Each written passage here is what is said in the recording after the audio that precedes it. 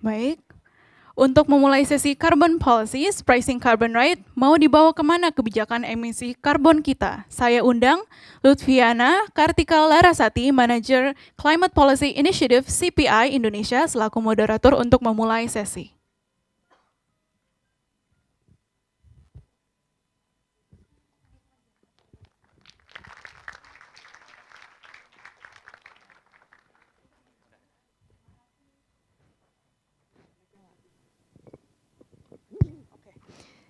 Terima kasih Mbak untuk kesempatannya dan selamat siang Bapak Ibu teman-teman di siang ini sudah mau bergabung. Ini kayaknya sesinya agak siang tuh udah agak ngantuk. Tapi saya mau tanya dulu, udah pada makan siang ya Bapak Ibu semua dan teman-teman udah? Udah. Oke, kalau gitu ini karena udah saya mau kenalan sedikit. Perkenalkan, nama saya Lutfiana Larasati. Saya Cika, bisa dipanggil Cika karena susah nanti nyebutnya. Nama saya Cika, sekarang saya manajer di Climate Policy Initiative. Climate Policy Initiative itu adalah lembaga riset think tank organization yang memang fokusnya itu di climate finance dan kebijakan terkait perubahan iklim. Nah di sini kebetulan saya dikasih kesempatan, terima kasih untuk FPCI dan juga Indonesia Net Zero Summit 2024, dikasih kesempatan untuk memoderasi sesi. Seru banget sesinya, karena topiknya hot banget nih. Kalau misalnya orang-orang tuh pada bilang ya, sesinya saya mau bilang dulu ini kisi-kisinya itu adalah apakah kita bisa menjual atau kita bisa memonetisasi sesuatu yang kita tidak bisa lihat. Bisa nggak ya kira-kira? Bisa, kata Mas yang di sini bisa. Nah, sesi yang saya mau pandu di sini itu adalah namanya berjudul Pricing the Carbon Right. Kalau kita bicara karbon, bisa kita lihat nggak ya? Nah, di sini udah bergabung sama saya, ada 3 narasumber yang bisa kita ajak ngobrol. Semuanya ciamik-ciamik nih. Di sini yang pertama ada Pak Anindita dari PT PLN. Selamat datang Bapak. Pak Anindita ini adalah SVP di PLN yang berfokus pada sustainability dan perubahan iklim. Betul ya Pak? Lalu yang kedua, ada juga bergabung sama kita ada Mas Andra Gusman. Mas Andra Gusman ini dari Akarta Energy. Nah teman-teman, Akarta Energy ini adalah perusahaan yang bergerak di bidang renewable energy ya Mas. Itu solar, jadi kalau misalnya kita ada energi terbarukan, salah satunya solar, dan solar itu apakah bisa menggantikan energi fosil kita, nanti kita tanya sama Mas Andra, kita ngobrol-ngobrol. Lalu yang ketiga, yang bergabung juga bersama kita ada Pak Agus Hari. Pak Agus Hari ini adalah CEO dari Landscape Indonesia. Mungkin udah kenal semua ya sama Pak Agus Hari ini, sudah melanglang buana di dunia perkarbon-karbonan. Jadi sebelum ada karbon, Pak Agus Hari udah duluan deh di dunia-dunia yang climate-climatean. Nah di sini teman-teman, setelah saya perkenalkan ya, ini sebelum kita diskusi. Kalau misalnya kita bicara tentang perubahan iklim, kan katanya Indonesia mau menuju net zero 2060. Kapan tuh? Kalau kita dengar katanya 2060 atau lebih cepat. Ada negara yang udah mau pledge duluan 2050. Terus udah gitu usahanya apa aja? Ya kan? Karena kalau misalnya kita ditanyain itu uangnya cukup nggak ya? APBN kita cukup nggak ya untuk ngebiayain gimana caranya Indonesia menuju net zero? Katanya risetnya CPI, boleh ya agak promosi sedikit. Jadi riset CPI itu kita setiap tahun mencoba men-tracking berapa banyak sih pendanaan perubahan iklim yang sudah digelontorkan oleh aktor-aktor, baik itu aktor publik, aktor swasta, korporasi, individual, kalau digabung itu semuanya berapa totalnya gitu ya. Nah menurut CPI itu data kami men-track bahwa kalau APBN itu baru sanggup mencakup mendanai sepertiganya aja dari total pendanaan perubahan iklim sampai 2030. Nah cuman sepertiga doang nih dari pemerintah. Kalau gitu sektor swastanya berapa sih gitu ya. Lalu sektor-sektor yang lain misalkan mampunya berapa. Atau justru yang kita mau telusuri itu ada nggak sih instrumen lain selain hutang, selain hibah, selain equity. Ada nggak ya instrumen lain yang bisa membantu kita mencapai net zero di 2030? Nah, ternyata punya deh kita nih barang nih namanya karbon. Keluar tuh ada peraturan di 2021 ya, itu zaman-zamannya kita masih pandemi di rumah. Kita dengar ada namanya Perpres nilai ekonomi karbon yang keluar, yang itu mengatur kalau Indonesia itu bisa menggunakan instrumen nilai ekonomi karbon untuk mencapai target penurunan emisi di 2030 atau misalkan besok-besok di net zero di 2060 atau sebelumnya. Nah sebenarnya Bapak Ibu izin sebenarnya tuh kita kedatangan tamunya ada 4, tapi nanti mungkin Bapak yang terakhir ini itu surprise guest ya. Nah sebelum kita tungguin surprise guest, saya mau duduk dulu, saya mau tanya sama teman-teman. Boleh nggak dibantu ditampilkan sebelum kita ngobrol sama bapak-bapak yang ilmunya dan pengalamannya sangat banyak, tolong dong boleh dibantu scan pertanyaan pertama.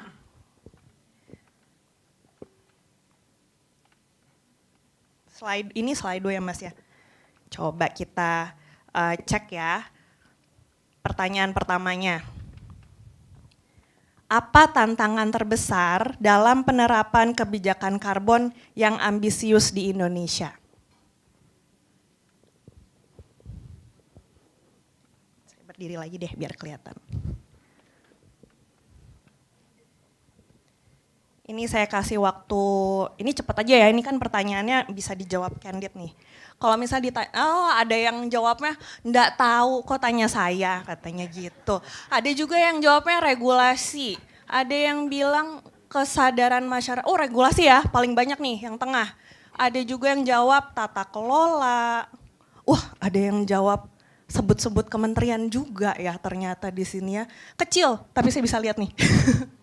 Kecil, political will, itu juga gede, komitmen, kebijakan, oke. Oke kita tutup, kalau dilihat ini yang paling gedenya regulasi, lalu komitmen, kesadaran masyarakat, political will. Oke, berarti saya mau lihat yang gede dulu deh, regulasi, political will. Oh banyak sekali sebenarnya. Oke ya udah, saya ambil yang itu dulu deh, kesadaran masyarakat dan komitmen. Oke, saya ambil 4 dulu ya. Lalu, ada asap knalpot jamet. Wah. Ini saya boleh nggak ya tanya ya, yang nulis asap knalpot jamet boleh nggak di-share? Kenapa nih? Salah satu tantangan. Nggak deng, ini ya. Karena saya masih ada pertanyaan satu lagi nih. Oke, kita boleh ya Mas ya, masuk ke pertanyaan berikutnya dulu yang nomor 2. Jadi tadi kalau saya summary tantangan terbesarnya regulasi, political will, komitmen, kesadaran masyarakat. Lalu yang kedua, menurut kamu, apakah industri di Indonesia siap untuk memenuhi ketentuan kebijakan karbon yang lebih ketat? Nih, ini nyambung dari yang soal yang pertama ya. Tadi kan teman-teman udah jawab katanya regulasi dan kebijakan ya. Jawabannya, wah langsung cepet sekali geraknya. Belum siap, tapi harus disiapkan. Ini saya senang banget nih jawabannya. Positif dan ini ya, melihat future-nya tuh kayaknya sangat ambisius.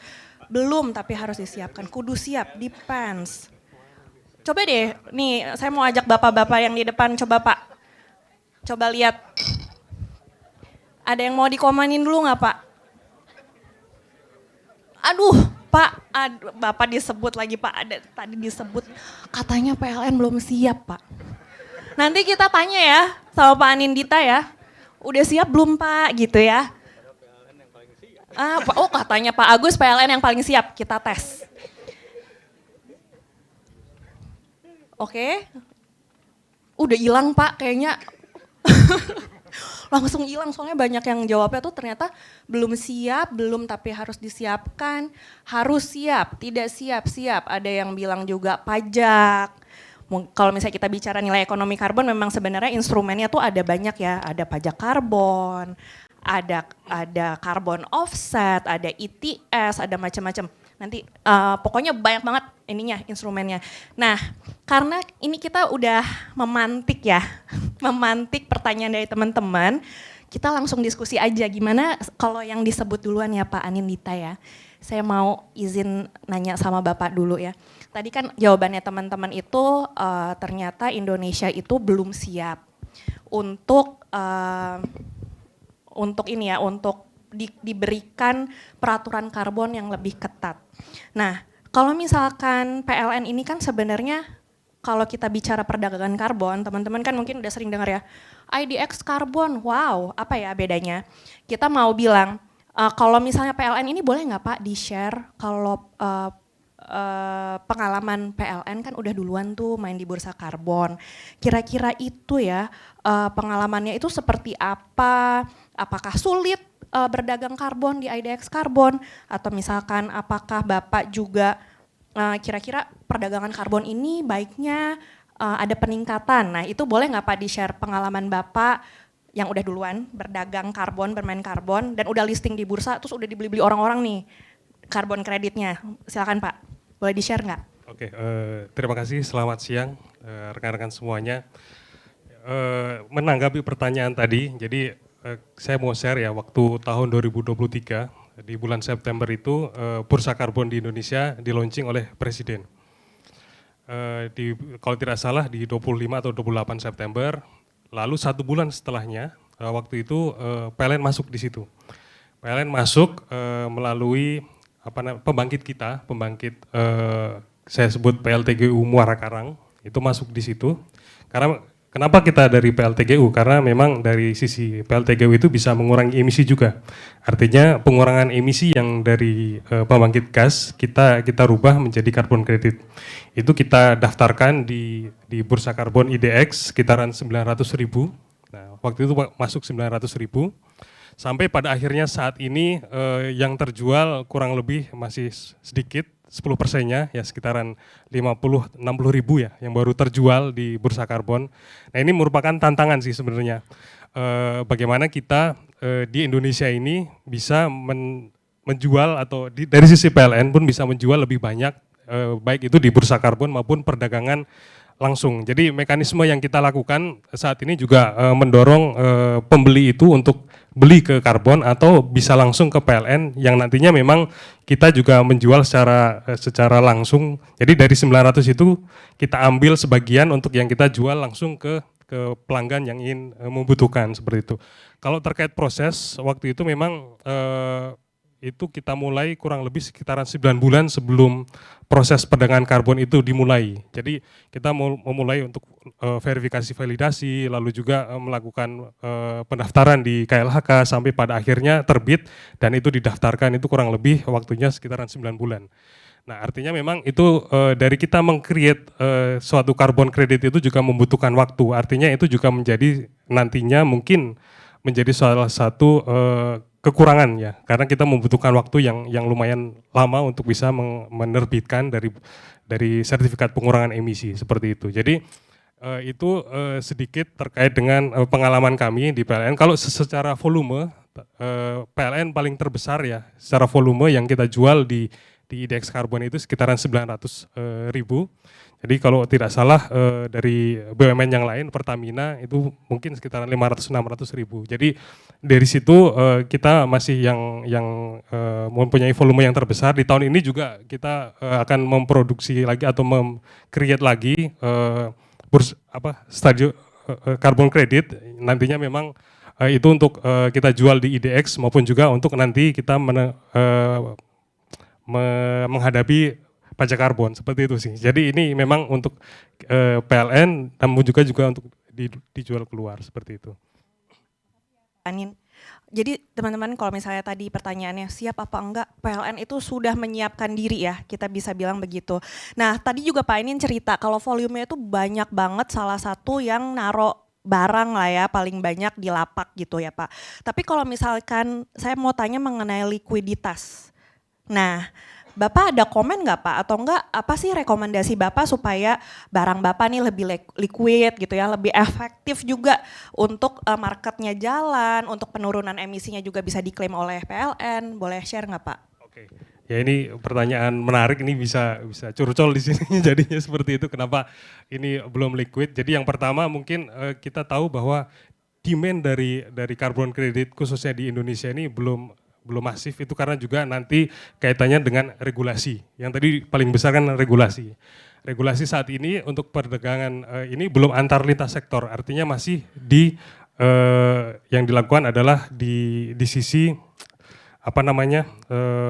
tenaga listrik seperti itu, sektor energi. Nah, mungkin nanti kalau misal sudah dibuka antar lintas sektor itu demand juga akan naik seperti itu ya. Itu yang pertama. Lalu yang kedua mungkin ini juga perlu kesadaran. Tadi kalau saya baca juga ada kesadaran ya.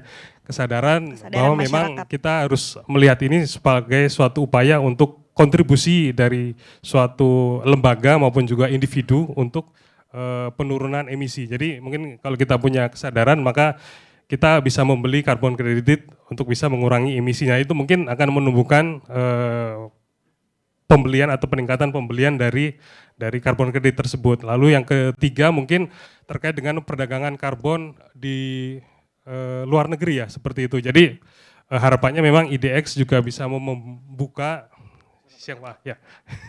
membuka perdagangan karbon untuk ke luar negeri seperti itu. Jadi itu bisa dimungkinkan ya, sehingga nantinya dengan pasar yang lebih terbuka dengan lintas sektor itu harapannya memang lebih liquid,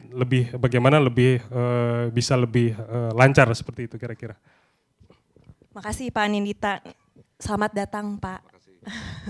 Nah ini surprise guest kita ya, kalau tadi kan kosong, ini surprise guestnya udah datang. Ini saya izin perkenalkan dulu, bergabung bersama kita di sini Pak Aziz Arman, Wakil Direktur Utama dan CEO Indika Energi. Selamat datang Pak. Nah karena Bapak kan sebenarnya saya pengen lanjut ya langsung sama Bapak, karena tadi PLN ngomonginnya sektor energi Pak. Jadi saya mau langsung aja ya ke Pak Aziz, mau bertanya. Kalau langsung aja Pak. Jadi kan kalau misalkan di Indika Energy itu salah satu perusahaan yang sudah berkomitmen untuk net zero emission pada tahun 2050. Artinya lebih cepat dari targetnya Indonesia, karena katanya Indonesia itu kan kita 2060 atau sebelumnya. Nah kalau begitu kan artinya bagaimana sih menurut Bapak dari sektor swasta ini bisa berperan aktif dan berpartisipasi pada perdagangan karbon di Indonesia dan juga kebijakan. Karena tadi di awal acara Pak kita tanya sama teman-teman di sini, apa sih hambatan terbesarnya? Ternyata jawaban teman-teman di sini semua regulasi. Bapak boleh nggak Pak share sama kita di sini peran sektor swasta itu gimana sih untuk mendorong pasar karbon dan juga kebijakan regulasi sehingga bisa diatur lebih ketat dan lebih efektif ke depannya? Baik. Selamat siang semuanya. Terima kasih, saya Aziz, tadi sudah diperkenalkan. Maaf terlambat. Baik, saya dari Indika Energy. Memang ya net zero emission komitmen sendiri kan tidak ada regulasinya ya. Tidak ada regulasi yang ataupun peraturan yang mengharuskan satu perusahaan itu berkomitmen seperti hal tersebut gitu. Nah jadi sebenarnya yang paling, kalau dari pihak swasta, saya rasa ataupun pihak siapapun itu, yang paling penting adalah komitmen ya, nomor satu. Komitmen, dan komitmen itu bisa muncul ataupun bisa di-trigger oleh banyak hal ya. Banyak hal dari diskusi internal, ataupun tekanan dari eksternal, ataupun kombinasi dari kedua hal tersebut gitu ya. Tapi pada akhirnya satu komitmen, yang mana komitmen tersebut diturunkan selanjutnya diturunkan dalam bentuk beberapa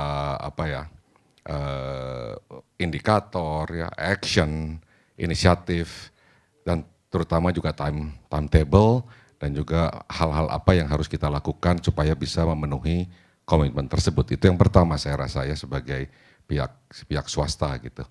Nah mengenai pasar karbon ya tadi bicaranya bagaimana kita bisa berpartisipasi atau ya kalau dari saya mau share di Indika Energy, ketika kita melakukan komitmen tersebut yang kita lakukan pertama adalah pengukuran emisi itu gitu ya, kalaupun kita mau melakukannya gitu ya. Nah ternyata setelah kita lakukan pengukuran tersebut kita baru net zero-nya itu apa yang kita ingin melihat magnitude-nya seperti apa sih gitu ya, yang kita sebagai satu perusahaan atau satu entitas itu apa namanya berada di tengah-tengahnya gitu ya. Itu magnitude-nya seperti apa dan kemudian barulah kita ingin melakukannya bagaimana melakukan penurunannya gitu ya. Ataupun bagaimana kontribusi kita untuk melakukan penurunannya. Di kita dilakukan beberapa inisiatif misalnya karena Indica Energy adalah satu holding company dengan aset-aset portfolio, kita melakukan portfolio restrukturisasi gitu ya, dalam arti kalau perusahaan yang banyak menghasilkan emisi kita lakukan sesuatu baik itu melakukan divestasi ataupun dekarbonisasi dari sisi operasional. Nah ini yang hal-hal terutama secara internal itu harus kita lakukan pertama kali itu ya. Apakah harus kita masuk ke pasar atau tidak? Saya rasa yang paling pertama harus kita lakukan sebagai satu perusahaan, lakukan komitmen di atas. Kemudian apa yang bisa secara internal kita lakukan gitu, kita lakukan. Nah baru setelah itu kita carikan opsi-opsi lainnya, termasuk salah satunya adalah berpartisipasi di pasar karbon gitu. Itu kalau dari saya. Kalau soal regulasi, saya rasa ya ini satu proses ya, satu evolusi. Tapi yang paling penting adalah komitmennya. Tapi bukan hanya stop di komitmen, tetapi bagaimana kita bisa ataupun hal-hal apa yang harus kita lakukan untuk mencapai komitmen tersebut gitu. Makasih Pak, kalau gitu kan udah ada beberapa upaya, boleh nggak Pak di-share, udah ada belum ya proyek di dalam Indica Energy atau di anak-anaknya Indica gitu yang sudah menghasilkan carbon credit?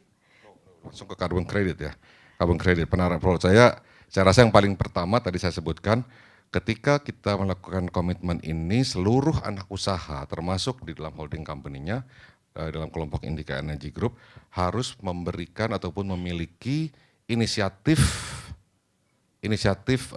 melakukan dekarbonisasi ya, bagaimana bisa meningkatkan penggunaan biofuel gitu ya, bagaimana bisa mengkonversi penggunaan listrik ya yang dari fossil base atau bukan non fossil base. Hal-hal ini yang terus kita lakukan ya, terus kemudian penggunaan listrik, hal tersebut itu sudah itu yang pertama. Kedua, kalau masuk ke dalam carbon credit kita pernah berpartisipasi di pasar carbon credit untuk kita belajar membeli di eksternal, maksudnya bahkan di luar Indonesia gitu ya. Dan itu saya rasa harganya cukup fantastis di situ pada itu karena itu melalui auction atau berapa Mas Agus ya. Nah pada saat itu kita menghitung berapa besar emisi kita dan berapa besar carbon credit yang kita miliki waktu itu pada harga yang kita beli pada saat itu gitu ya. Wah ini ada kalau setiap tahun kita harus melakukan pengeluaran tersebut cukup besar. Nah itu jadi dari faktor eksternalnya ada pressure seperti itu. Secara internal kita memiliki beberapa konsesi hutan ya, karena kita sehingga untuk offset apakah itu bentuknya nanti membeli ataupun menghasilkan sendiri, jadi internal offset ataupun insetting itu yang kemudian kita coba usahakan. Satu proyek kita di Kalimantan Timur yang namanya di satu konsesi hutan adalah Telaga Mas Kalimantan, Katulistiwa gitu ya. Nah itu kurang lebih 82.000 itu hektar, itu proyek di bawah naungan salah satu anak usaha kita yang ingin kita usahakan menghasilkan carbon credit unit gitu. Nah itu sekarang kita sudah tahapan di dalam verifikasi. Kita sudah mengappoint satu kan kalau dari KLHK kan ada shortlist ya itu ya yang disetujui gitu. Nah itu kita sudah lakukan, sedang lakukan, itu mudah-mudahan awal tahun 2025 kita sudah punya SPE GRK-nya gitu. Ya, itu kalau dari kita itu, dan itu ini akan berdasarkan faktor kehutanan gitu ya. Jadi kan kalau Bapak sudah ada yang REC gitu-gitu ya. Nah ini energi, nah kita dari volunya dari sektor kehutanannya ini yang kita harapkan gitu. Dan ya kita kerjasama juga banyak diskusi dengan pihak dari KLHK-nya.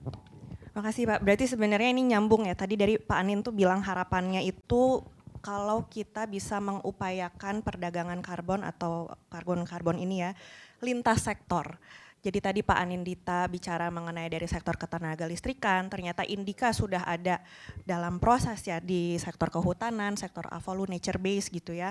Nah ini sebenarnya kan kita lihat suatu inisiatif yang sangat baik karena ternyata kalau misalnya judulnya kan pricing the carbon right, nggak mikirin mau cuannya aja, tapi itu kan usaha dekarbonisasi kita ya, usaha sendiri bagaimana kita bisa mendekarbonisasi diri sendiri yang juga membantu pemerintah mencapai target penurunan emisi gitu.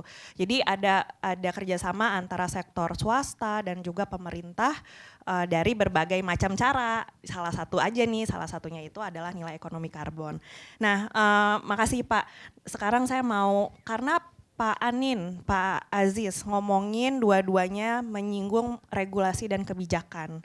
Saya lompat dulu mau ke Pak Agus Hari. Kalau misalkan Pak Agus Hari ini kan sudah melanglang buana ya, jam terbangnya tinggi banget kalau ngomongin kebijakan dan juga regulasi terkait perubahan iklim. Nah kalau misalkan terkait dengan kebijakan emisi karbon Pak Agus, kelihatan nggak sih arahnya itu kemana, outlook ke depannya itu seperti apa?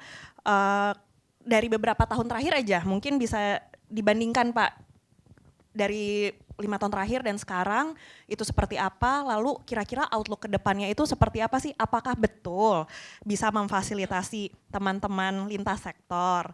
Apakah betul harga price, karena yang saya pahami kalau dari penjelasannya Pak Aziz ya, karbon itu harga sebaik-baiknya karbon, unit karbon itu kalau bisa menginternalisasi externalities. Itu menurut saya Pak, gitu. Boleh nggak Pak Agus di share dong sama kita? Ya, oke. Makasih. Disclaimer dulu, saya tidak atau bukan orang pemerintah. Jadi apa yang saya omongin terserah pemerintah mau ditanggepinnya seperti apa. Bebas Pak, bebas. Bebas ya. Yang pertama mesti diluruskan mungkin ya satu langkah ke belakang adalah bahwa carbon pricing, pasar karbon itu bukan untuk menurunkan emisi. Yang menurunkan emisi adalah regulasinya. Gitu ya. Nah, dan itu yang mesti kita lihat duluan. Regulasi kita itu ada nggak kewajiban untuk menurunkan emisi? Kita sudah punya NDC yang kita keluarkan dan kita laporkan ke PBB, ke UNFCCC. Tapi sebetulnya di dalam negeri sendiri ada nggak sih regulasi yang mewajibkan perusahaan seperti PLN, perusahaan seperti Indika atau perusahaan lainnya, misalnya kalau di land base itu kan juga ada perusahaan-perusahaan kehutanan, perusahaan-perusahaan perkebunan.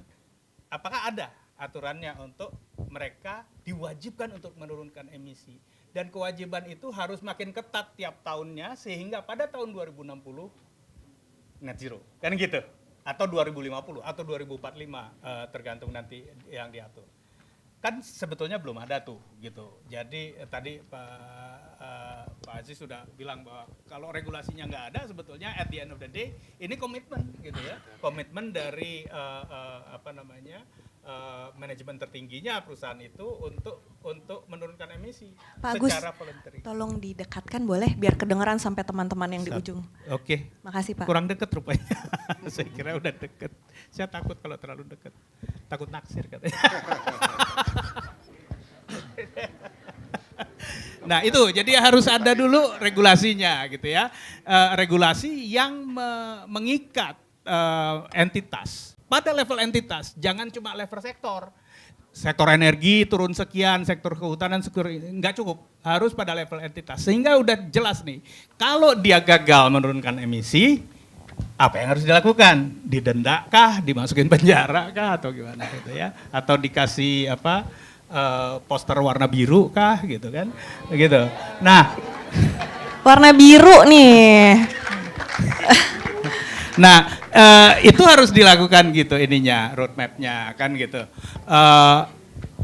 Nah, untuk mencapai itu, untuk comply with regulasi itu, kemudian diberikan fasilitas, diberikan kemudahan, diberikan cara supaya mesin ekonominya itu bergerak untuk mendukung itu. Salah satunya adalah pajak.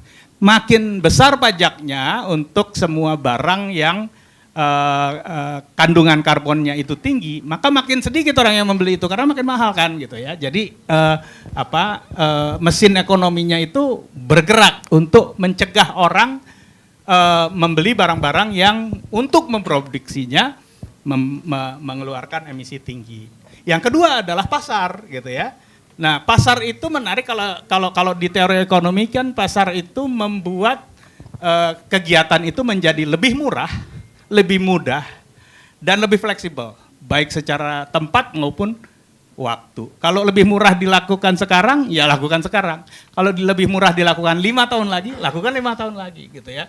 Jadi bisa diatur. Kalau lebih murah dilakukan di Jakarta, lakukan di Jakarta. Kalau lebih murah dilakukan di Kalimantan Timur, lakukan di Kalimantan Timur. Indika sedang melakukannya seperti itu misalnya. Jadi itu yang membuat kenapa pasar karbon itu menarik kan gitu. Regulasinya apakah ada? Ada gitu. Sekarang ini sudah mulai muncul regulasi di Indonesia. Misalnya Undang-Undang 7 2021 mengenai pajak karbon. Harmonisasi peraturan-peraturan perpajakan yang dimana di dalamnya untuk pertama kalinya dimasukkan aturan mengenai pajak karbon. Kemudian Perpres nomor 98 2021 juga yang membolehkan jual beli pasar karbon tadi. Jadi kalau ada sebuah dan pasar karbon itu juga macam-macam isinya kan gitu. Ada pasar karbon global karena secara mendunia kan kita harus menurunkan emisi juga. Dan itu bisa diatur. Kalau misalnya dia lebih mudah dan lebih murah dilakukan di Indonesia, maka Indonesia boleh melakukannya sebanyak-banyaknya dan kemudian menawarkan penurunan emisinya itu ke negara yang lebih susah melakukannya gitu dan lebih mahal melakukannya. Jadi Indonesia bisa jual beli nanti ke Amerika. Amerika bilang, saya susah nih nurunin emisi, harganya mahal ratusan dolar. Oh kalau di Indonesia nggak sampai 100, kerjain aja di Indonesia yuk gitu. Kita kemudian jual gitu. Nah itu yang global, yang nasional juga ada gitu ya. Jadi entitas di Indonesia itu kan bisa juga begitu gitu. Oh kalau dilakukan di sektor kehutanan lebih murah, lebih mudah, lebih fleksibel dibandingkan sektor lain gitu. Atau di perusahaan A misalnya di PLN lebih murah daripada kalau dilakukan di Indika. Maka Indika bisa beli ke PLN. Atau sebaliknya misalnya, Indika bisa melakukannya lebih murah dari PLN, maka Indika bisa menjual penurunan emisi yang dilakukan oleh Indika itu untuk diklaim oleh PLN sebagai penurunan emisinya PLN, kan gitu ya. Pak Agus, Nah, kalau misalnya saya mau tanya ya, kan itu ngomongin murah, gimana caranya kita paling murah, paling cepat, paling gampang. Kalau boleh saya tanya, menurut Pak Agus, kasih dong satu langkah konkret apa sih supaya kita nih pemain ini lebih fleksibel untuk jual beli, marketnya lebih baik gitu ke depannya. That's the next thing I was gonna say. Jadi ada regulasinya ini yang saya sih menganggap ini belum cukup karena pertama adalah kita belum bisa nih jualan ke luar negeri. Jadi kalau the first thing adalah Indonesia ternyata katanya superpower gitu kan di karbon. Kita boleh dong jualan ke negara lain. Itu belum dibolehkan sekarang. Ada sih aturannya membolehkan tapi belum dibuka. Kedua adalah tadi kan Pak Arin juga bilang ini kita mau jualan di bursa kok nggak ada yang beli kan gitu ya. Ya itu karena belum ada aturannya gitu untuk menurunkan emisi dan karena nggak ada aturan untuk menurunkan emisi maka nggak ada demand-nya untuk membeli karbon kredit. Dan kalau nggak ada demand-nya, buat apa juga mensuplai gitu ya. Orang nggak ada kebutuhannya untuk membeli, kan gitu kira-kira. Jadi yang pertama kali mungkin regulasinya yang harus muncul adalah buat demand-nya. Buat demand untuk menurunkan untuk membeli kredit melalui aturan untuk menurunkan emisi yang diberikan kepada si entitas-entitas ini gitu, kepada perusahaan-perusahaan gitu. Nah kalau itu sudah bisa diatur, sudah kuantitatif, asetnya jelas, demand-nya jelas, volumenya, maka pasarnya akan berputar bahkan kayak pasar saham dia bisa gitu ya, tiap menit, tiap jam ada aja yang berjual beli gitu kan. Sekarang kan belum begitu gitu, belum tadi pertanyaan mengenai likuiditas, belum liquid nih pasar kita gitu. Gitu kali kira-kira ya. Makasih Pak, menarik banget apalagi yang saya tertrigger itu ya. Nanti pasar karbon itu ke depannya bisa kayak pasar modal gitu ya. Tapi kan memang sebenarnya di UU P2SK-nya juga katanya kan karbon ini di-treat sebagai efek ya Pak. Jadi kita harapannya memang gimana caranya si bursa karbon kita bisa seliquid bursa efek kita gitu kepinginnya. Nah ini udah ngomong bertiga terakhir Mas Andra. Mas Andra ini kan bergerak di bidang niche ya, solar panel. Jadi emang di sektor energi terbarukan. Nah kalau dari pandangan Mas Andra ya, sebagai memang perusahaan swasta yang fokus bergeraknya di sektor energi terbarukan. Potensi apa sih Mas sebenarnya yang bisa digali ya, dan juga visi misi ke depannya tuh dari pemain-pemain seperti perusahaannya Mas Andra nih yang memang di energi terbarukan itu ke depannya gimana sih visinya? Apakah mau nih ikutan bareng-bareng di IDX Carbon atau misalkan ternyata perlu ada tuh potensi lain yang bisa kita gali? Terima kasih Mbak Cika untuk pertanyaannya. Tentu sebuah kehormatan untuk saya untuk bisa hadir di panel ini dengan pelaku-pelaku energi yang senior. Terima kasih. Jadi kita mulai dari potensi carbon credit market Indonesia, dan setelah itu juga role dari peran swasta ya, peran swasta di market ini. Jadi Indonesia ini merupakan negara yang punya kekayaan alam yang sangat besar ya. Jadi secara komoditas kita punya coal, kita punya precious metals, dan sekarang ini ada kekayaan alam yang sangat berharga, yaitu potensi renewable energy yang sangat besar. Ya kan, kita punya geothermal, kita punya solar seperti yang saya lakukan, ada hydro dan juga biomass begitu. Dan kedua juga ada carbon capture dan storage, itu potensinya sangat besar. Dan ketiga ada carbon sequestration ya dari rainforest kita gitu. Nah kita ngeliat secara keseluruhan ini, Indonesia ini mempunyai potensi untuk menjadi salah satu carbon market terbesar di dunia begitu. Nah kenapa? Karena potensinya sangat besar ya. Nah tetapi kita harus sadar untuk menjadi market terbesar itu kita memerlukan investasi yang sangat besar, dan tentunya pemerintah tidak mempunyai dana untuk mencukupi semua investasi tersebut. Nah maka dari itu peran swasta itu sangat penting ya. Menurut saya nomor yang pertama adalah investasi dari swasta, tapi domestik pun tidak akan cukup begitu. Dan dari negara pun tidak akan cukup gitu. Kita harus mencari investasi dari luar negeri. Kenapa? Karena mereka punya source of capital yang sangat besar ya, dari Amerika, Jepang, China dan lain-lainnya. Dan kedua adalah cost of capital yang sangat kompetitif begitu. Jadi banyak proyek-proyek yang bisa dilakukan di Indonesia yang mungkin tidak bankable oleh pelaku di Indonesia, tapi jadi bankable oleh mereka begitu. Nah kedua, ini penting juga kita ngomongin tentang demand ya.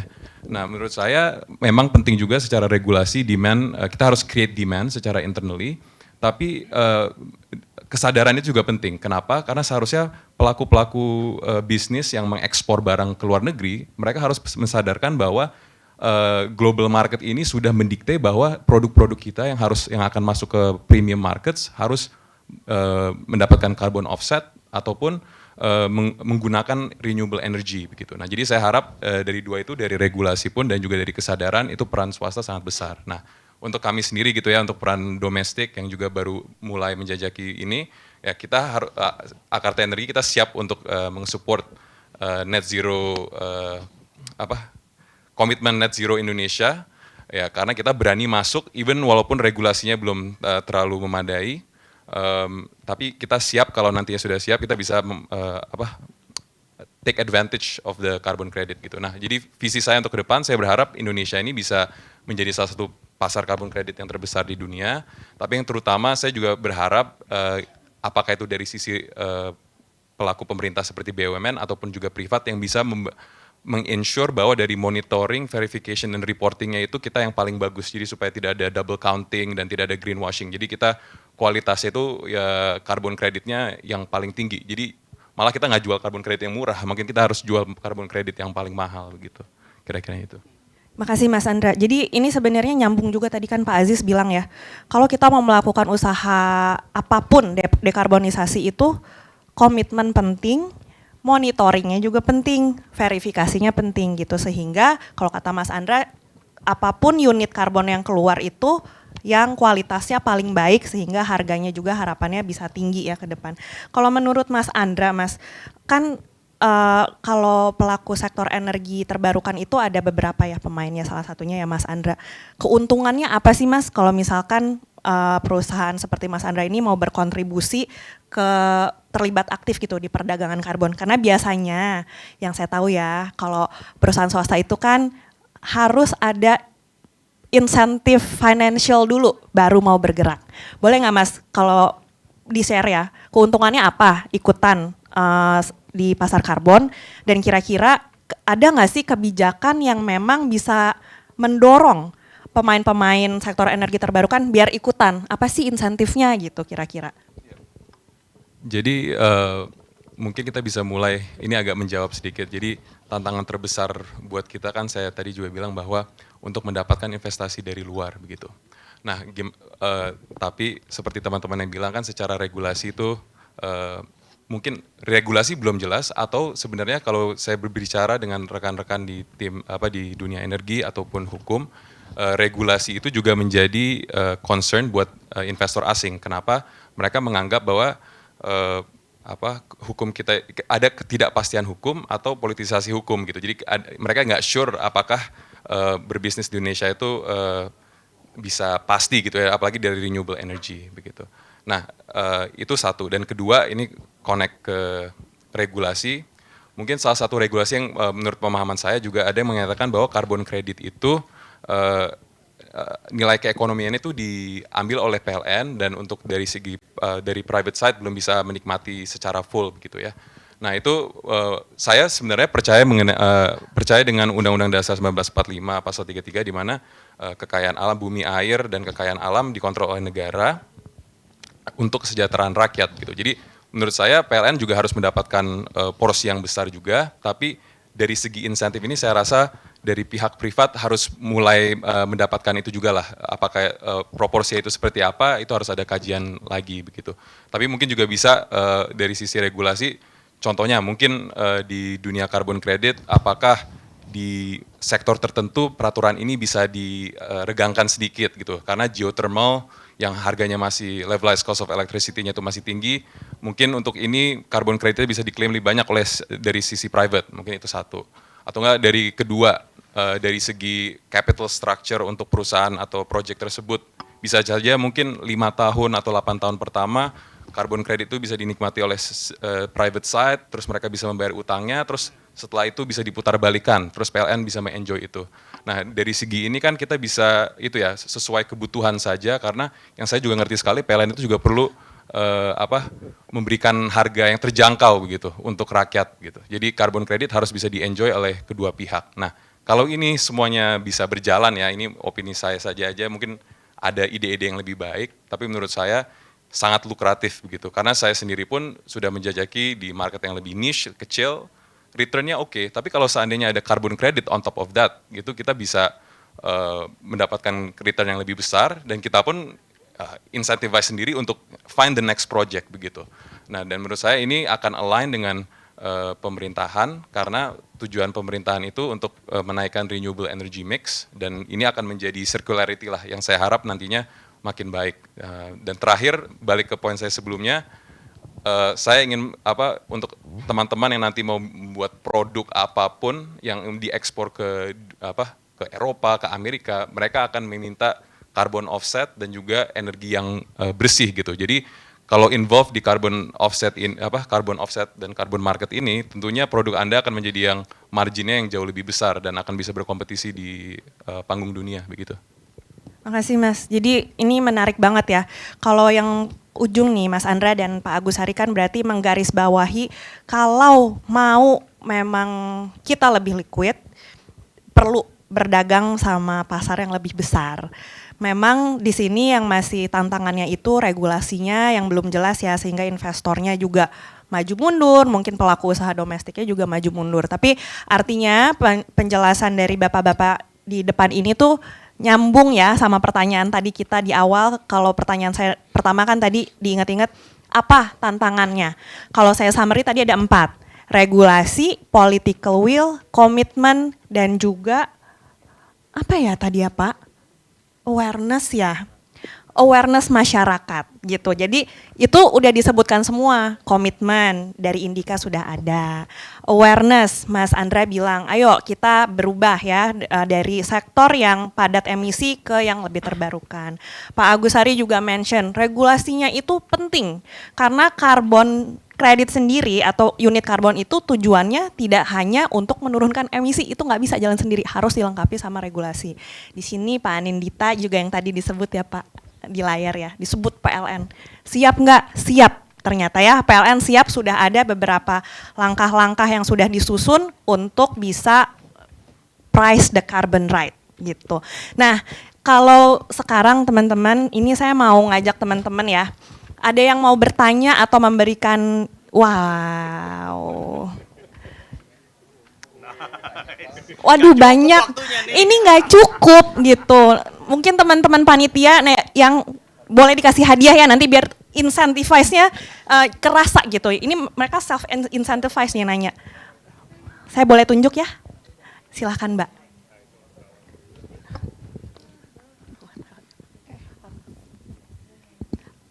Terima kasih semuanya dan terima kasih Mbak Cika dan semua panelis. It's very interesting explanation about carbon. Nama saya Ailsa. Mungkin sebenarnya pertanyaan yang saya mau tanyakan ini lebih mengarah ke Pak Agus sebagai orang non-private dari semua yang ada di depan.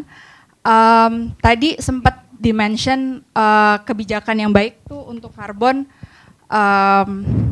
Kita mikirin di mana dulu. Tapi tadi juga Mbak Cika juga sempat menyebutkan kalau kita ngomongin karbon tuh sebenarnya nggak cuma kita nggak cuma ngomongin renewable energy yang sifatnya solar panel dan lain sebagainya, tapi juga ada carbon offset, carbon capture, bahkan seperti carbon capture yang technological ataupun yang alami seperti hutan.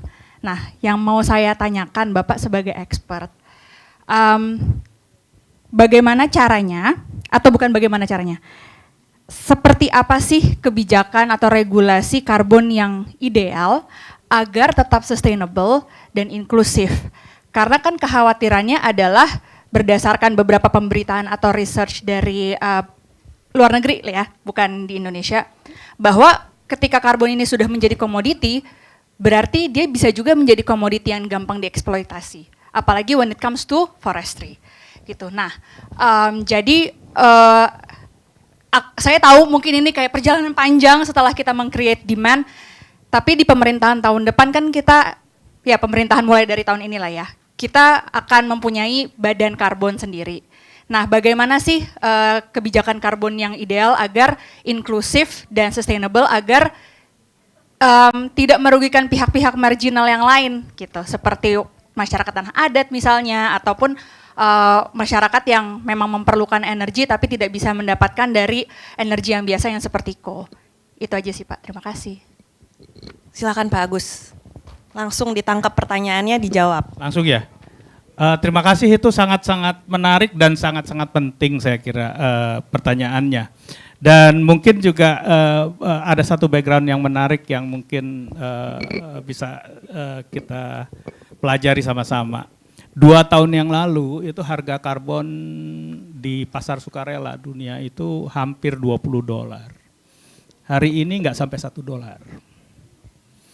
Sebabnya adalah exactly yang tadi ditanyakan, bahwa pertama credibility dari klaim penurunan emisinya di karbonnya itu ya, bahwa ada beberapa perhitungan yang ternyata begitu diteliti lebih jauh, nih bodong nih gitu kira-kira gitu ya, bodong nih nggak beneran menurunkan emisi tapi ngakunya menurunkan emisi, dan dengan demikian yang dijual adalah sertifikasi penurunan emisi yang bodong gitu. Itu keluar di koran The Guardian waktu itu di Inggris, yang kemudian tiba-tiba dengan berita itu ya, laporan itu, pasar gunjang gitu, dan mereka yang dulunya rajin beli berhenti beli gitu ya. Dan ini perusahaan-perusahaan besar, Microsoft segala macam itu yang biasanya membeli untuk mereka klaim carbon neutrality, berhenti beli, oversupply kita, turun jatuh gitu ya. Nah, yang dilakukan di pasar sukarela itu adalah kemudian membentuk sebuah dewan di atas pasarnya itu, yang disebut dengan Integrity Council for Voluntary Carbon Market, ICVCM. Nah, ini isinya orang-orang yang nggak punya conflict of interest, nggak jualan karbon gitu ya, nggak memproduksi carbon credit, yang tugasnya mengawasi pasar. supaya yang nakal langsung ketahuan, supaya metodologi untuk menghitung penurunan emisinya itu kredibel, supaya nggak ada lagi karbon kredit yang bodong, gitu kan? Nah itu yang pertama. Yang kedua, bagaimana supaya proyek-proyek itu nggak kemudian malah merugikan gitu ya, beberapa pihak tadi, merugikan indigenous community, merugikan masyarakat lokal dan sebagainya. Itu memang mesti ada safeguards yang kuat di situ, safeguards untuk melindungi. Jadi ada codes-nya gitu ya. Saya kebetulan dulu banget waktu saya masih seumuran teman-teman. Sekarang juga masih Karena muda masih ya, kok. paling bener. nggak bisa pura-pura lah ya. Itu saya membantu membuat sistem yang namanya CCBA, Climate Community and Biodiversity Standards. Jadi sebuah carbon credit itu dia harus bukan cuma sekedar menurunkan emisi, tapi juga melindungi masyarakat dan melindungi biodiversity. Karena kadang-kadang orang tuh yang penting menurunkan emisi, yang lain nggak dipikirin gitu ya. Misalnya mau konservasi hutannya dikonservasi, masyarakat adatnya dikeluarin dari hutan konservasi itu kan itu juga jelek gitu. Nah supaya itu semua tidak terjadi maka dibuatlah standar itu gitu ya.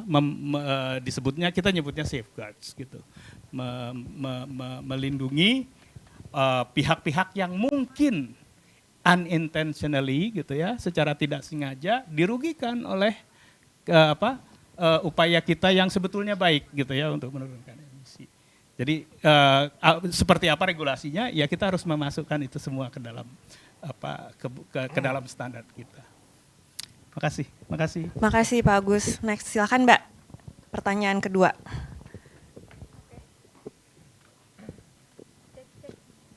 Cek, oke. Perkenalkan saya Elsa. Izinkan saat ini saya mewakili diri saya sendiri, tidak mewakili institusi manapun, khawatir ada yang kurang mengenakan gitu. Ada 3 hal penting yang ingin saya pertanyakan atau klarifikasi gitu Mbak. Yang pertama, menurut saya perencanaan itu adalah hal yang paling krusial dalam bicara EBT. Karena gagal dalam merencanakan sama dengan merencanakan kegagalan gitu. Nah, dalam hal ini PLN sudah mengeluarkan RUPTL 2021 sampai 2030 ya Pak ya. Saya sangat mengapresiasi adanya saat ini jika bicara dengan carbon pricing ada REC dari PLN yang sudah berjalan walaupun masih belum terlalu maksimal seperti itu yang tadi Bapak klaim sendiri. Tapi hal ini semakin menunjukkan inkonsistensi dari PLN Pak. Menurut saya kenapa? Karena di RUPTL itu 67% atau 67% itu adalah perencanaan pembangunan batu bara, PLTU batu bara itu sendiri. Dan hal ini tidak konsisten dengan sebagaimana yang direncanakan dalam transisi energi. Itu fakta yang pertama. Yang berikutnya adalah terkait harga keekonomian. Sebelum Perpres 112 2022 dikeluarkan, semua menyalahkan harga keekonomian, baik dari industri, baik dari pembuat kebijakan, menyalahkan harga keekonomian yang tidak bisa menutupi harga proyek itu sendiri. Tapi sekarang Perpres 112 2022 ini sudah bisa membantu kita seharusnya. Pertanyaannya bagaimana gitu update-nya, apakah sudah mampu menekan, karena tadi dari Mas Andra juga mengatakan bahwa ada ketimbangan regulasi di sini. Mungkin itu untuk PLN yang pertama. Oh, untuk PLN lagi Pak, yang kedua terkait sebenarnya udah ada tadi, karena dari pagi kita sudah membahas kontribusi private sector gitu. Dan ini memang sangat krusial. Salah satu wacana yang dicanangkan adalah power wheeling Pak. Tapi sepertinya PLN sebagai BUMN ketenaga listrikan kita yang sangat kita banggakan karena sudah menghidupi kita puluhan tahun ini, tidak mengindahkan adanya power wheeling itu. Sementara di situ adalah chance untuk private sector bisa masuk seperti itu. Nah, saya sampai gemeteran ini Pak, takutnya ada salah ngomong. Oke. Berikutnya untuk Mas Andra, tadi disampaikan bahwasannya green investment sangat krusial gitu. Saya setuju, tapi kalau dari kita berbincang dengan orang-orang perbankan itu, mereka sudah menggelontorkan banyak kredit, green credit gitu, green loan, tapi loan demand-nya itu nggak ada, keluhan dari industri perbankan kayak gitu. Nah, sebenarnya dari sisi supply udah ada, berarti perbankannya udah mau ngasih, tapi dari demand-nya sudah ada juga, berarti kan ada lag kalau supply dan demand ini tidak bertemu gitu. Apakah ada political will yang kurang di sini atau bagaimana, saya kurang tahu. Mungkin boleh diperjelas, Mas. Mungkin itu dulu Mbak Cika, terima kasih. Makasih. Silakan Pak Anin dulu, Oke. baru ke Mas Andra. Ya, terima kasih Mbak Eksa. Jadi ada dua ya tadi kalau saya tangkap. Yang pertama mungkin kalau kita bicaranya adalah tadi disebut REC. Nah sebenarnya REC dan carbon credit itu dua hal yang berbeda. Jadi kita juga mengembangkan REC. Kalau REC itu bagaimana kita mengklaim energi dari listrik itu, energi yang kita konsumsi di rumah-rumah itu berasal dari renewable. Kalau yang carbon credit adalah bagaimana kita bisa meng-offset emisi yang kita hasilkan. Jadi itu dua hal yang memang sejalan yang kita kembangkan di PLN. Ya. REC juga sudah mempunyai ekosistemnya sendiri. Kita mempunyai pelanggan-pelanggan RE100 juga beberapa yang membeli REC kita. Di carbon credit juga yang tadi saya sampaikan di awal masih butuh untuk struggling untuk bisa ini lebih liquid seperti itu. Tadi juga disinggung bahwa di RUPTL 2021, RUPTL 2021 51% penambahan kapasitas itu berasal dari renewable energy. Penambahan dari renewable energy sekitaran 51 itu sekitaran kalau tidak salah 21 gigawatt, 20,9 gigawatt. Memang kalau yang mungkin tadi disampaikan adalah 60%. 60% itu adalah mungkin bauran ya. Artinya mungkin pada saat nanti di tahun 2030 pada saat semua proyek itu selesai, kapasitas dari renewable itu sudah akan mendekati dari kapasitas dari pembangkit-pembangkit fosil.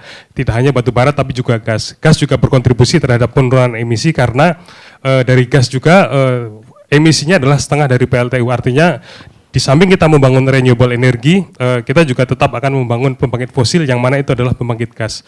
Disinggung tadi terkait dengan Perpres 112, di Perpres 112 PLN sudah tidak diizinkan lagi untuk membangun PLTU, artinya kita harus mencari cara lain untuk bagaimana kita tetap melistriki pelanggan-pelanggan di Indonesia. Saat ini pelanggan PLN 86 juta, jadi itu adalah tugas PLN bagaimana kita menyediakan listrik yang lebih bersih ke depannya, tetap dengan bagaimana kita memperhatikan aspek-aspek sustainability, seperti itu. Yang kedua kalau tadi saya tangkap adalah terkait power wheeling. Nah, terkait power wheeling ini kalau tadi dianggap adalah PLN ini belum mengindahkan, sebenarnya kita harus melihat dulu kemampuan dari internal PLN, kemampuan dari grid kita itu seperti apa dengan masuknya pelanggan-pelanggan ataupun captive ataupun private yang nanti akan terkoneksi ke jaringan kita. Seperti kita tahu kan kita bangun power wheeling itu adalah ada private yang itu memanfaatkan jaringan kita. Nah, itu untuk menjual ke pelanggan yang mungkin lokasinya tidak dekat dengan pembangkit. Nah, artinya memang perlu kalkulasi khusus untuk bisa bagaimana grid PLN itu siap untuk adanya dengan power wheeling tadi seperti itu. Jadi proses terus berjalan sepertinya saya kira nantinya pada suatu ketika power wheeling itu merupakan suatu keniscayaan. Kalau saya melihat itu seperti itu. Jadi baik dari sisi PLN pun kita harus bersiap untuk hal-hal seperti power wheeling maupun dengan yang lain itu akan terjadi. Mungkin seperti itu jawaban saya. Terima kasih. Silakan Mas Andra. Oke, terima kasih ya untuk pertanyaannya itu. Pertanyaannya bagus sekali gitu. Jadi dari pengalaman saya sendiri, jadi saya pernah di-approach oleh kayak Green Climate Fund untuk menjadi kayak partner di Indonesia untuk berinvestasi karena mereka pun masih susah mencari partner tapi dananya itu sudah siap begitu. Jadi memang ada fakta bahwa sebenarnya capital yang dari luar ataupun dari dalam tuh memang ada. Dan another source of fund yang sebenarnya kita juga belum tap di Indonesia itu sebenarnya ada International Development Finance, which is yang punyanya Amerika. Karena mereka harus mulai berkompetisi kan dengan China untuk berinvestasi di infrastruktur di Indonesia gitu. Nah itu pun juga belum terlalu diakses oleh pihak-pihak lokal begitu. Nah dari situ pertanyaannya tadi apa? Masih ada ketimpangan antara supply, pendanaan, dan demand. Yes. Nah, maka dari itu sebenarnya kalau untuk domestik sendiri, jadi memang ada, mungkin dari bisnis itu juga ada sifat wait and see juga kan, karena mungkin secara regulasi mereka takut atau apa, dan karena itu, ataupun juga karena mereka maunya mainnya langsung gede gitu, dan nggak mau main kecil. Nah, kalau kita di Akarta Energi ini, kita harus agak nekat dikit gitu. Kita nyari market di mana yang mungkin tidak terlalu terdampak oleh regulasi tersebut. Contohnya kenapa kita untuk proyek pertama kita masuk di off grid di mana PLN tidak ada. Jadi dan kita menyediakan solar dan battery. Nah, di lokasi remote ini juga alternatifnya cuma satu, yaitu diesel dan harganya mahal. Nah, dari situ akhirnya solar dan baterai itu harga keekonomiannya masuk. Nah, tapi yang kedua kita juga perlu mitra bisnis B2B di mana kita berbisnis bersama yang juga mempunyai komitmen, dia tahu the future is in renewable energy gitu. Nah, contohnya kliennya juga ada di bisa aja plantation, mining atau perikanan gitu. Nah, mereka percaya kalau misalnya they're gonna pay right now either the same amount atau more, tapi mereka mengerti bahwa ini investasi mereka ke depan agar bisa menjual produk-produknya keluar gitu. Jadi ada kombinasi regulasi yang agak wait and see, tapi juga ada harus kesadaran dari bisnis itu tersendiri. Makanya kita untuk awal-awal ini kita fokus off grid dan dengan bisnis yang mempunyai visi yang align dengan kita. Tapi saya juga setuju bahwa dari segi supply sebenarnya banyak sekali gitu. Malah kayak untuk dari kita, banknya pun berterima kasih untuk mengasih project ini dan ada banyak pipeline lain gitu. Jadi memang ya, itu benar sekali gitu. Makasih. Makasih Mas. Saya buka lagi pertanyaan buat teman-teman. Dua pertanyaan dulu, langsung aja teman-teman set pertanyaannya apa buat siapa?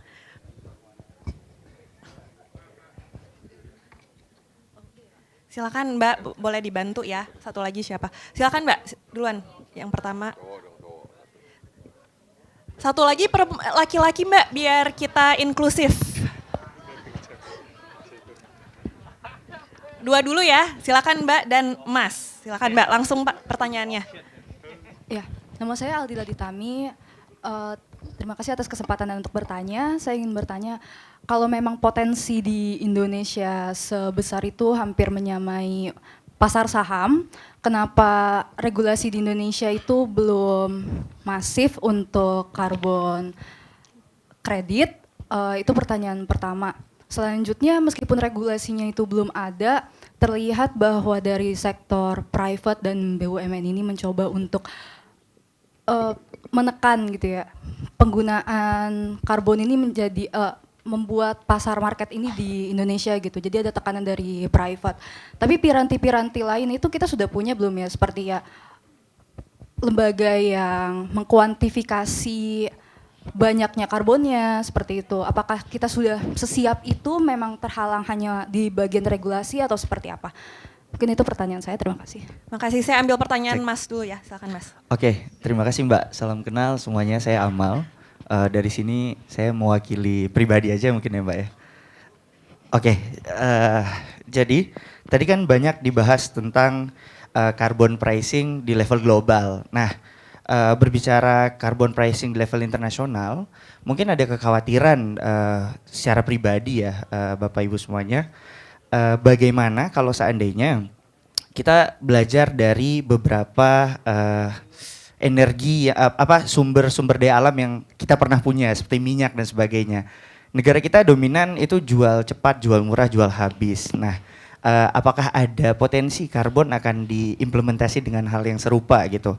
Nah, kalau seandainya di 2050 kita sudah keburu laku nih karbon kita semuanya gitu. Karena tadi bagusnya liquid itu kalau dijual ke asing gitu. Nah, kan kita mengejar likuidasi itu. Nah, ketika dijual ke asing ternyata sangat liquid dan karbon kita banyak dibeli oleh negara-negara lain atau industri-industri di negara lain. Nah, bagaimana ancaman untuk NZE di 2060 atau lebih cepatnya? Mungkin itu sih, Mbak. Ya, Thank you. Makasih.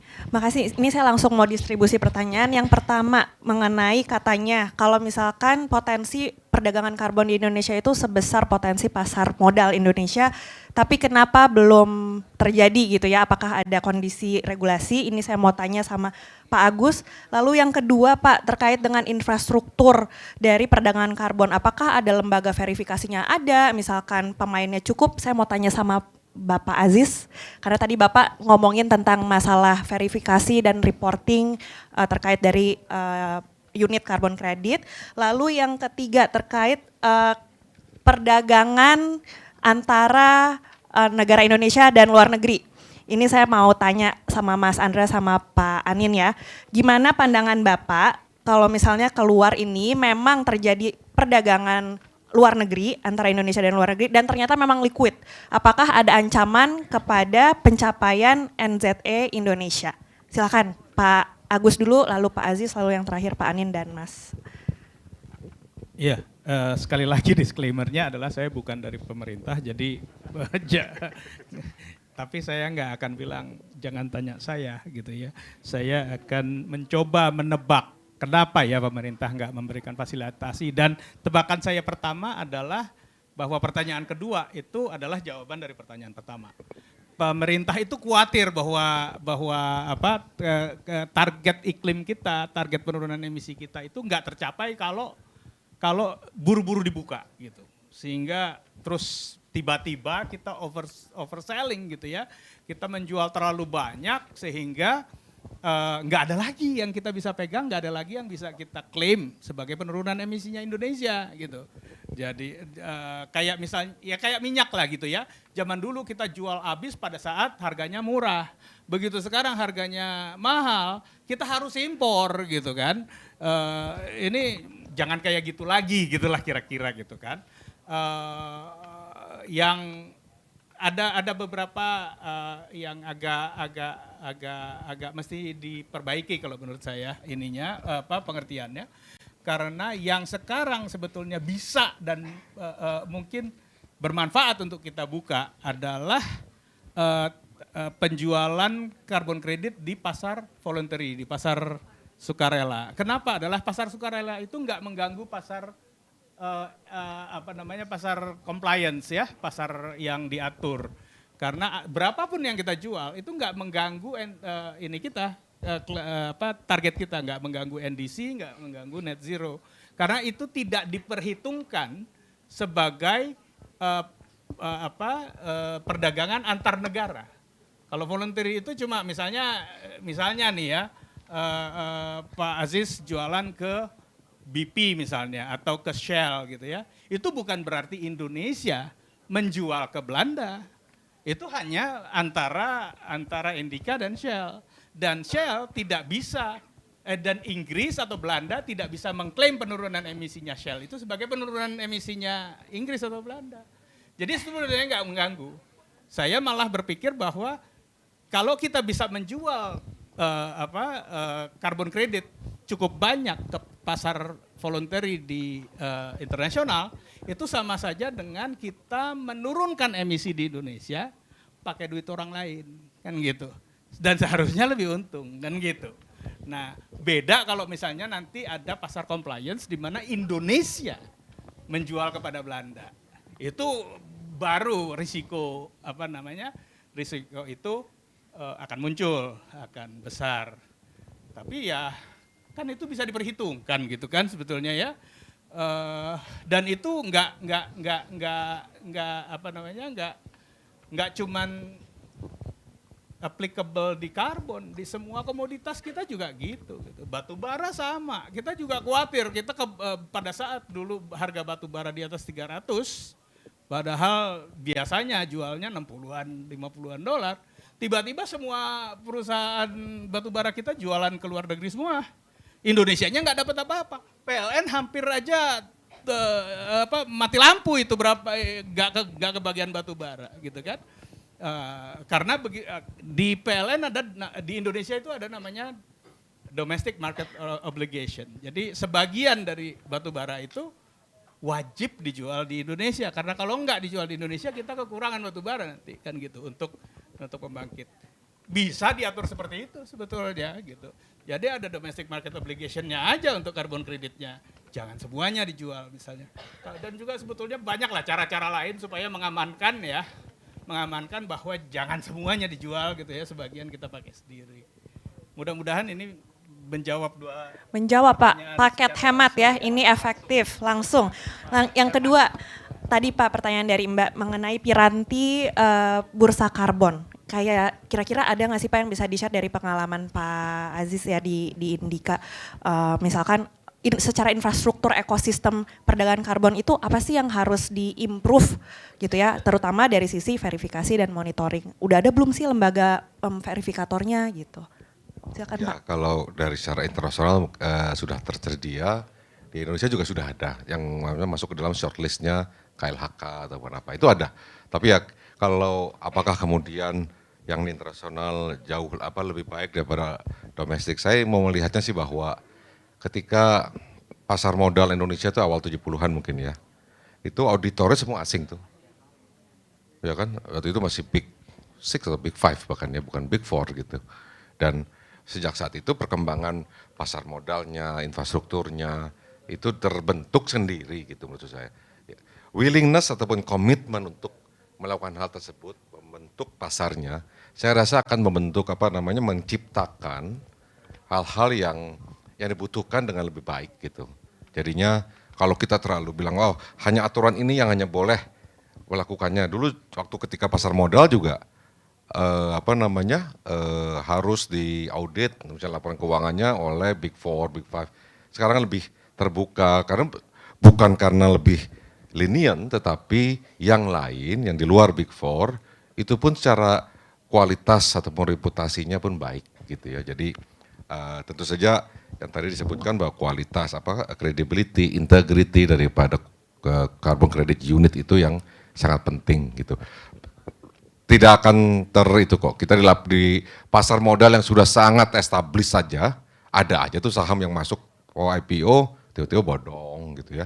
Apalagi pasar komoditi yang baru gitu ya. Jadi ini adalah part of the journey. Yang paling penting adalah komitmennya aja. Komitmen ya sama-sama melakukannya, belajar bersama. Itu sih kalau dari saya. Makasih Pak. Terakhir ya, karena tadi udah dijawab nih mengenai ancaman. Untuk Mas Andra dan Pak Anindita, boleh nggak Pak dikomenin ya Pak, terkait sama likuiditas pasar karbon Indonesia. Harapannya ke depan apa? Satu kalimat aja. Dan juga rekomendasi dari Bapak ya sebagai pemain-pemain, yang satu di BUMN, yang satu dari sektor swasta, apa sih harapannya ke depan untuk likuiditas pasar karbon Indonesia supaya liquidnya tuh sama kayak pasar modal Indonesia? Oke, terima kasih. Jadi yang pertama adalah kesadaran atau awareness dari kita semua untuk bagaimana upaya kita untuk kesadaran untuk pengurangan emisi itu bisa kita berkontribusi terhadap penurunan itu dengan kita membeli atau mempunyai sertifikat pengurangan emisi atau carbon credit. Itu akan menyebabkan atau mengakibatkan salah satunya adalah nanti menjadi lebih liquid. Itu seperti itu sih kira-kira Pak Jika. Makasih. Silakan Mas. Mungkin agak mengulangi poin saya yang sebelumnya, tapi menurut saya berharap dari pasar karbon kredit ini harus ada partisipasi yang aktif dari pihak swasta dan secara regulasi juga disupport oleh pemerintah. Jadi memang menurut saya tadi ada concern mengenai social justice juga, dan juga concern mengenai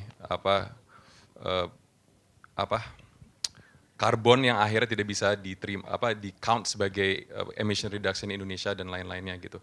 Kenapa dua hal itu penting? Karena menurut saya PLN itu tetap harus menjadi garda utama untuk carbon credit ini, tapi dibagikan secara baik kepada pihak swasta agar carbon credit itu bisa diterima oleh tetap flow keluar, tapi duit itu akan masuk balik ke dalam renewable energy mix kita gitu. Nah, karena the job of our government is very hard gitu. Karena sekarang ini EBT baru di belasan persen dan kita harus ke 77%. Jadi ada harusnya involvement internasional di carbon credit kita agar tapi surplus dari carbon credit itu harus masuk ke dalam investasi renewable energy. Jadi dari situ menurut saya akan ada circularity yang akan menghasilkan like a snowballing effect yang pada akhirnya carbon credit market Indonesia menjadi sangat liquid begitu. Makasih Mas. Terima kasih untuk Mas-mas dan bapak-bapak di depan sini. Saya mohon maaf belum bisa mengambil semua pertanyaan dari teman-teman karena kalau ngomongin ini nggak akan kelar-kelar. Judulnya aja Pricing the Carbon Right. Jadi if you want to really price the carbon right, what I can summarize dari sesi ini adalah pertama, komitmen harus ada. Kedua, kolaborasi, kalau kata Mas Andrea, biar berputar terus. Yang kena untung itu nggak cuman satu sisi atau satu sektor, tapi semuanya kena dari BUMN, pemerintah, swasta, dan kita juga masyarakat bisa merasakan price hasil dari karbon yang diberi harga dengan baik. Nah, sekian Bapak Ibu, saya izin menutup sesi ini. Saya Cika, untuk kurang lebihnya ada salah kata saya mohon maaf, saya kembalikan kepada pembawa acara. Nah, kita foto dulu ya, Bapak-bapak di depan. Ini saya ada titipan pesan dari panitia. Halo, oke. Terima kasih kami sampaikan kepada para panelis atas diskusinya yang sangat-sangat insightful. Mungkin berikan tepuk tangan sekali lagi untuk seluruh panelis. Sebelum mengakhiri sesi, saya undang para panelis untuk tetap berada di panggung untuk pemberian cindera mata dan foto bersama. Untuk panitia bisa silakan.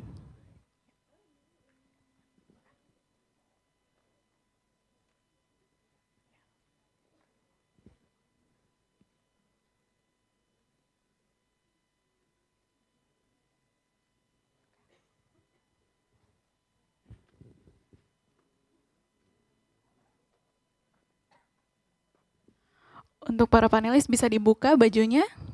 Ya.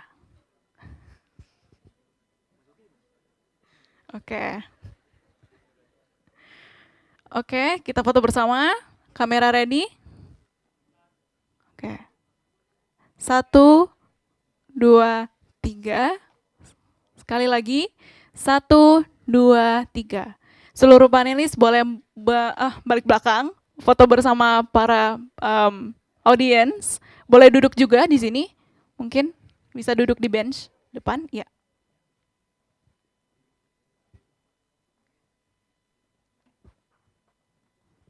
Oke, kita foto lagi. Kamera ready.